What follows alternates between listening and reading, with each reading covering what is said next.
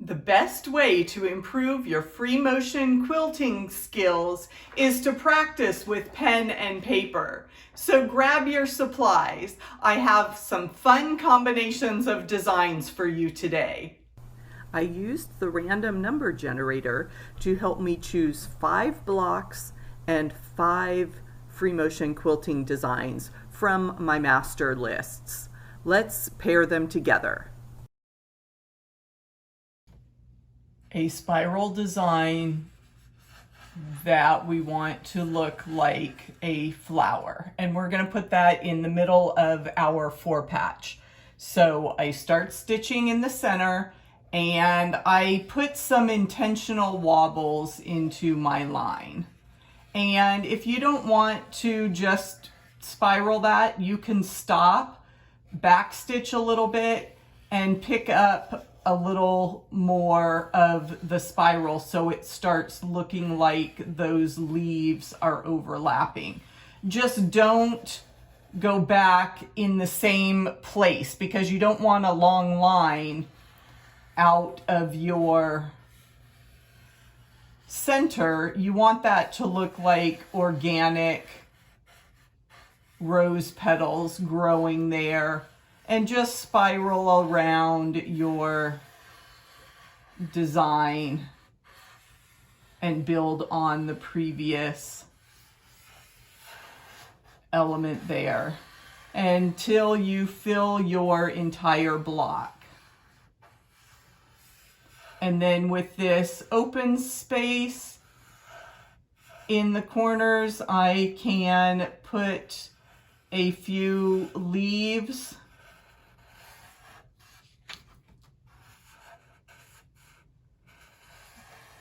and if you wanted to do that on all the corners, you could, or you can just echo back and forth, travel in the seam lines of your block. And there we have spiral rows in our 4-patch. Our next design are faux feathers, and what I'm doing with this is using curls to create the final look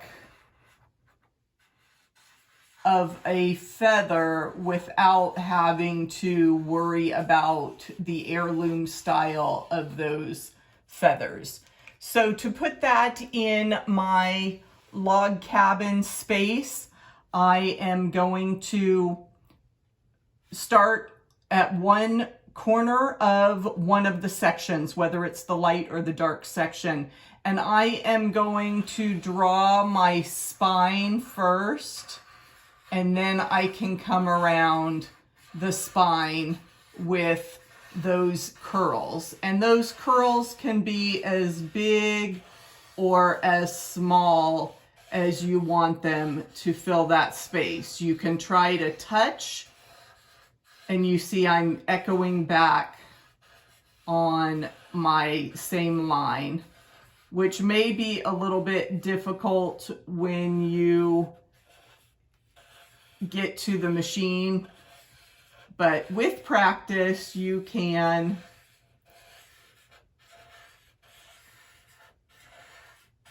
learn that design and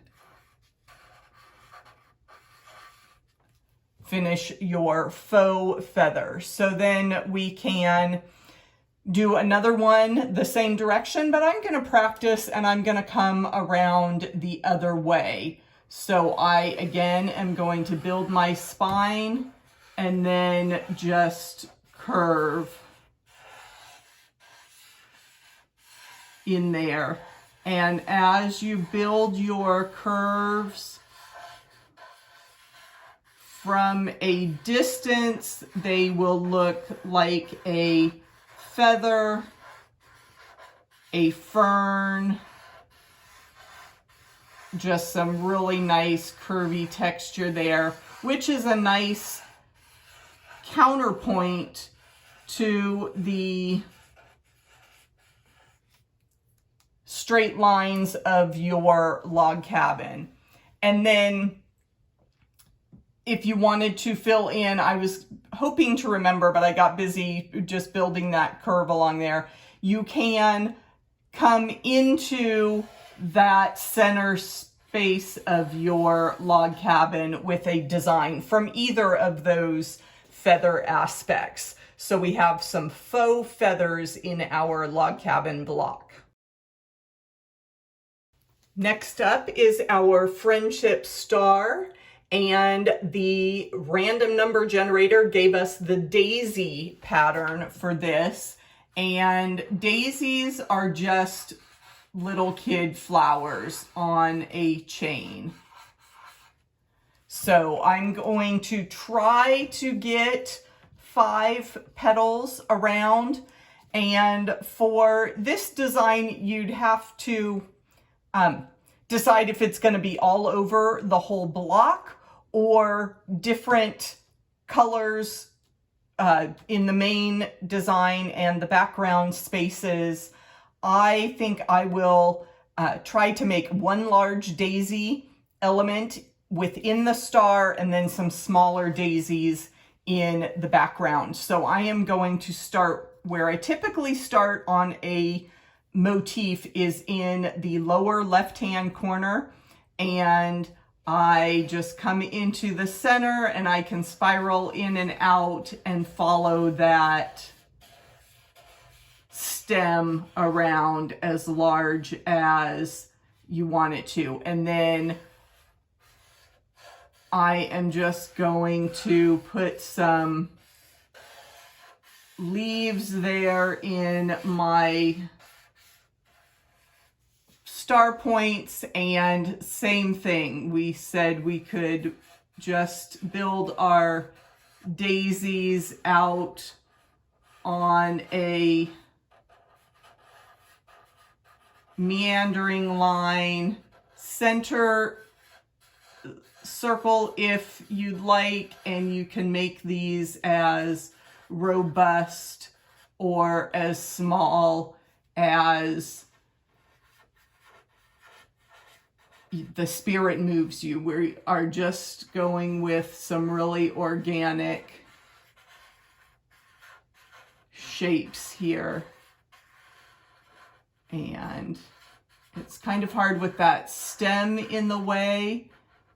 If you need to travel in between petals that you've already designed or already drawn in, I'm not keeping my daisy centered on my starting point, so I need to concentrate. Like that just looks like loops on a line. So I need to try to, maybe if I elongate my petals there, I have a much better daisy look for that design. And maybe just a few petals on some. That flower isn't fully formed yet. And we see we got into our main block fabric there. We overlapped our seam line a little bit.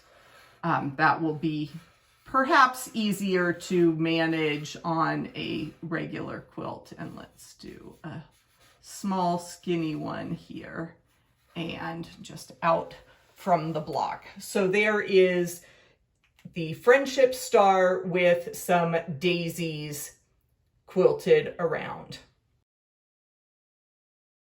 For our next block, I'm using a motif called Flames, and just as you might imagine, it is a kind of wavy line, S-curve, but you can take it up and echo as much as you want, practicing in all different directions with our flames. So for this motif, I definitely want to emphasize the points on my split star.